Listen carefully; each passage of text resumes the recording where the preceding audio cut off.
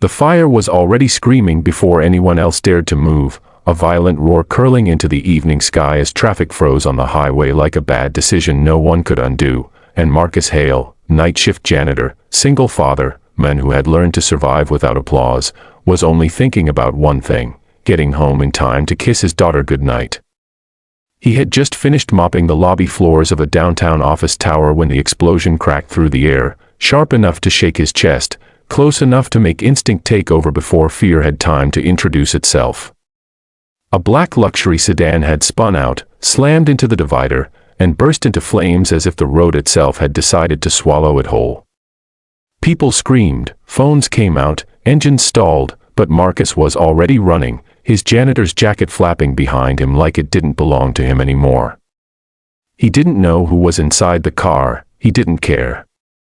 All he saw was fire licking the doors, glass spiderwebbing under heat, and a woman pounding weakly against the window, her face half lit by flames, half shadowed by smoke. The heat hit him like a wall, burning his eyes, blistering his hands as he yanked at the door handle that refused to open, and for a second, even now, he would admit fear whispered his daughter's name in his head, told him to stop, told him he had already lost enough in this life. But Marcus Hale had learned something long ago while scrubbing other people's messes for minimum wage: when no one else steps forward, you do. He wrapped his jacket around his arm, smashed the window, cut himself badly, ignored it, reached inside, and dragged the woman out just as the car's interior collapsed in a violent rush of fire. They hit the asphalt hard, coughing, rolling, the sound of sirens finally catching up to the moment. Cameras were already pointed at them. Someone was shouting. Someone was crying. Marcus didn't notice any of it because the woman, still in shock, suit torn, face streaked with soot, looked up at him with eyes sharp enough to cut through smoke and said, "Not thank you, not who are you, but why didn't you let me die?" The words landed harder than the explosion. Marcus froze, his hands still on her shoulders, his heart pounding in his ears as if it had something to prove. He had pulled her from a burning car, risked his life without hesitation, and her first words were not gratitude, but grief sharpened into accusation.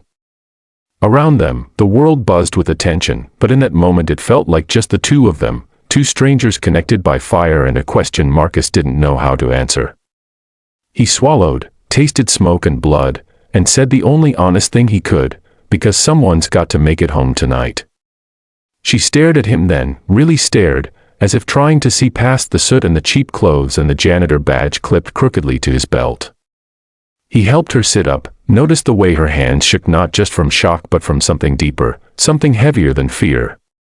Sirens screamed closer. Police blocked the road. Paramedics rushed in. And suddenly the whispers started. Someone recognized her, someone said her name like it meant money, power, headlines. Elena Cross.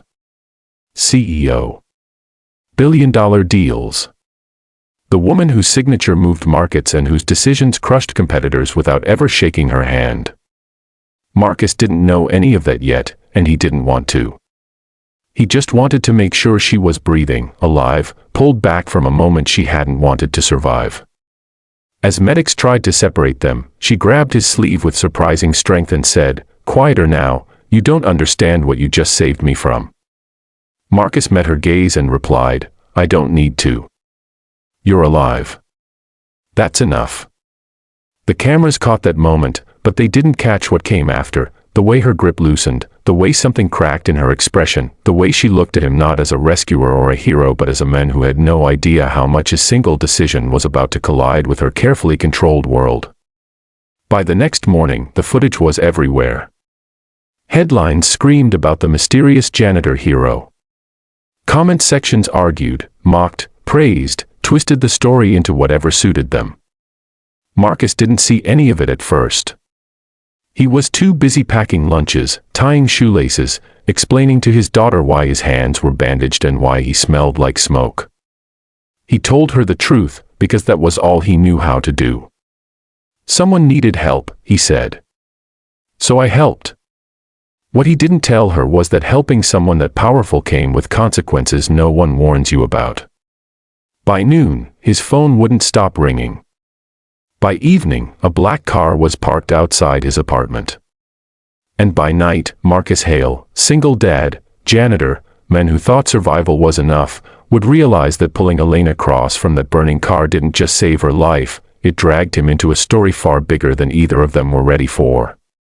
And as this chapter of his life closed with fire and cameras and a question that still echoed in his head, one truth stood firm: sometimes the most powerful moments don't begin with thank you, they begin with why. If this story pulled you in, if you felt the heat, the emotion, the impossible choice made in a single second, then don't miss what comes next.